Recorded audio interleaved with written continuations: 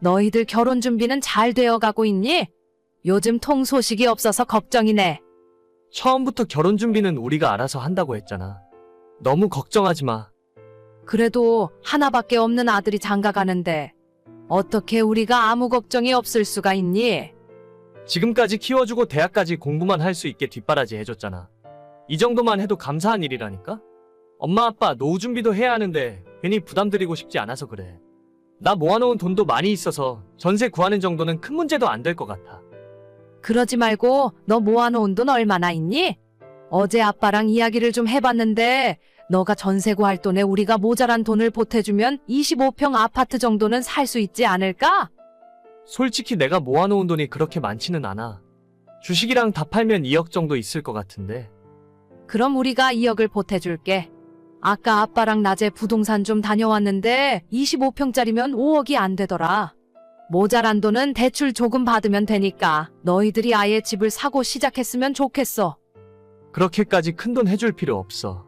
엄마 아빠 노후도 생각해야지. 우리는 그 정도로 큰 문제 안 돼. 엄마 아빠가 살아보니까 집이 있고 없고가 정말 중요하더라. 2년 살고 집주인이 나가라고 하면 얼마나 서러운데.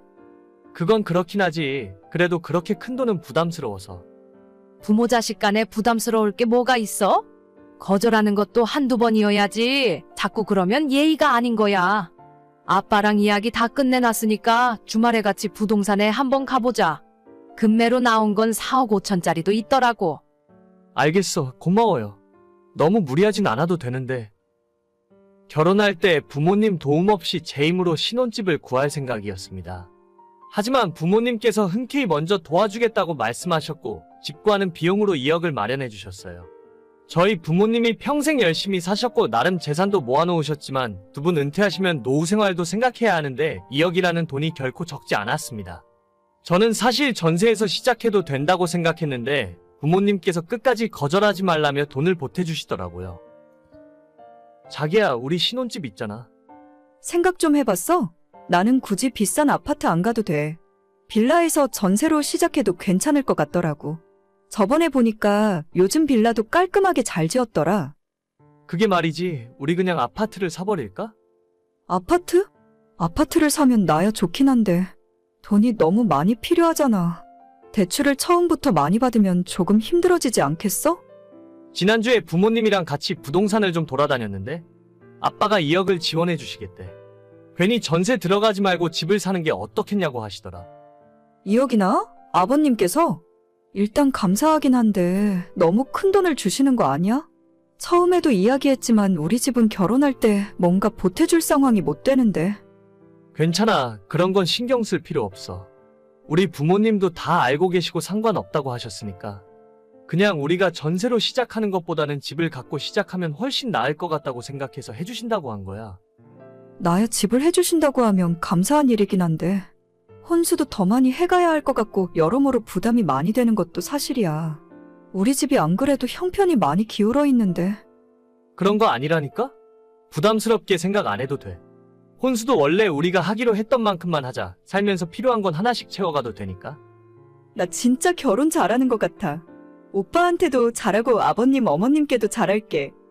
됐네요. 우리 싸우지 말고 행복하게 살자. 그렇게 저희는 부모님 도움으로 결혼할 때 아파트를 살 수 있었고 실제 필요한 돈은 2억 5천 조금 넘었는데 전액을 부모님께서 지원해 주셨어요. 대출 없이 집을 갖고 시작한다는 건 실제로 엄청난 이득이더라고요. 빨리 집을 사야 한다는 압박감도 없었고 매달 나가는 대출금도 없으니 생활에 여유가 많이 생기게 되었습니다. 게다가 작년에는 아파트 값이 갑자기 크게 오르는 바람에 저희 부부에게 큰 기쁨이 찾아오기도 했어요. 여보, 오늘 아침에 봤어? 우리 아파트 신고가 또 올랐어. 이제 8억이래. 진짜 이게 무슨 일이야? 자고 일어나면 1,000만 원씩 올라있네. 이러다가 우리 부자 되는 거 아니야? 부자는 무슨. 다른 집들은 더 많이 올랐어. 어차피 당분간 이사 갈 생각도 없고 집 하나도 더 좋은 곳으로 갈 수도 없어. 그건 나도 알지. 그냥 갑자기 집값이 2배로 뛰니까 부자가 된 기분이야. 만약에 그때 아버님 말씀 안 듣고 전세 살았으면 어쩔 뻔했어. 그러게. 진짜 그때 집 안 샀으면 이 동네에서 쫓겨났겠다. 그렇게 생각하니까 갑자기 무서워지네. 당신이 아버님, 어머님한테 잘해. 자주 찾아뵙고 식사도 하고 용돈도 드리고. 우리가 이 정도 먹고 사는 건 전부 시부모님 덕분이니까. 알겠어. 그럼 이번 주말에 갈비나 한번 사드려야겠다. 집값이 오른 뒤로 큰돈을 번 기분이었고 부모님은 물론이고 아내와 저도 매일 웃음이 끊이지 않았습니다. 작년에는 집값이 8억을 넘은 적도 있었는데 지금은 조금 내려와서 7억 중반 정도에 거래되고 있어요. 그래도 저희가 샀을 때에 비해 큰돈이 올랐고 항상 행복하고 만족하는 마음으로 지내고 있었습니다. 바쁘니? 잠깐 얘기 좀 할 수 있을까? 괜찮아요. 왜? 무슨 일인데? 너 여윳돈 좀 가진 거 없지? 여윳돈? 갑자기 무슨 일인데? 작년에 와이프 차 바꿔주는 바람에 돈이 그렇게 많이 있진 않을 거야. 한 1억 정도 필요한데 힘들겠지? 1억이나? 대체 무슨 일인데 그래? 엄마 혹시 아빠 몰래 주식이라도 했어? 어휴, 내가 그랬으면 말이라도 안 하지. 너희 아빠가 재작년에 상가에 투자했었는데 그게 조금 잘못됐나 봐. 당장 1억 가져다 막지 않으면 날아가게 생겼어. 그거 사느라고 집담보로 대출까지 받았는데. 골치 아프게 됐네. 일단 은행에 먼저 가서 한번 물어볼게. 집 담보로 잡으면 1억 정도는 금방 대출받을 수 있겠지. 그래, 미안한데 부탁 좀 할게. 일단 급한 불은 꺼야지 어쩌겠어. 걱정하지 말고 있어. 집값도 많이 올랐고 1억 정도는 문제 없을 거야. 부모님이 노후 대비용으로 상가를 하나 구입해놨었는데 거기에서 장사를 하고 있던 세입자와 계약 문제가 생기고 말았습니다. 처음으로 하는 상가 투자다 보니 계약서 내용을 제대로 이해 못한 저희 부모님 잘못이었죠. 누굴 원망할 수도 없고 일단 급한 불은 꺼야 하니까 은행에 집을 담보로 1억을 빌려서 드리기로 했습니다. 여보, 아까 들어서 대충 상황은 이해했지? 집을 담보로 대출을 좀 받아야 할 것 같아. 일단 무작정 대출 받기 전에 아버님한테 상의를 해보는 게 어때? 괜히 빌려줬는데도 해결이 안 되면 더 큰일이잖아. 아니 그런 상황이 아니야. 지금 1억에 빨리 해결하는 게 낫지. 질질 끌다가 일 커지면 법원까지 가야 할 수도 있어. 그래도 1억이 작은 돈도 아닌데 갑자기 대출 받는 건 좀 그렇지 않아? 지금 무슨 소리를 하는 거야? 우리 집값이 얼만데 1억 대출 받는 게 뭐가 어때서 그래? 어차피 매달 나오는 이자도 부모님이 내주신다고 하셨어? 나는 우리 집에 대출이 하나도 없어서 참 좋았는데 어머님 댁을 담보로 해서 대출을 더 받아보면 안 돼. 이미 부모님 집으로 대출 받았지. 더 받으려면 이자가 엄청 많이 나오는 곳으로 가야 해. 괜히 다른 생각하지 말고 이번에는 우리가 부모님 도와드리자. 아니야. 아무리 생각해봐도 우리 집 담보로 대출은 좀 그런 것 같아. 불안해서 잠도 안 올 것 같고 괜히 우리까지 잘못되면 어떡해? 지금 집값이 얼마나 올랐는데 겨우 1억 때문에 잘못될 일이 뭐가 있어? 우리 결혼할 때 2억 5천 지원해 주셨는데 그 돈을 못 빌려드려? 이자가 조금 더 나오더라도 시부모님이 해결하시는 게 맞는 것 같아.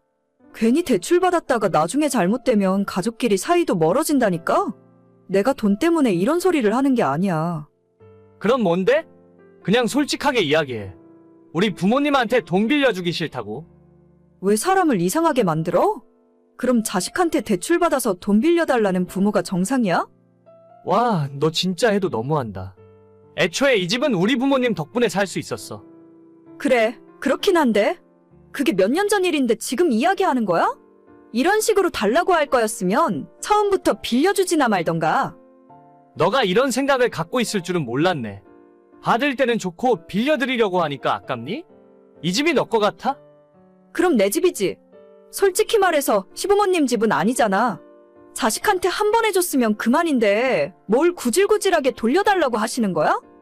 진짜 너는 안 되겠다. 그냥 여기서 끝내자 우리. 끝내? 그래, 차라리 잘 됐네. 이혼할 생각이면 재산 분할해야 하는 건 알고 있지? 나한테 4억 주고 끝내. 웃기고 있네. 너가 이 집에 10원짜리 한 장이라도 보탠 거 있냐? 내 돈이랑 우리 부모님 돈이지? 뭐? 그동안 나도 관리비 내고 이 집에서 살림하고 살았어. 나한테도 법적으로 절반 받아갈 권리가 있다니까?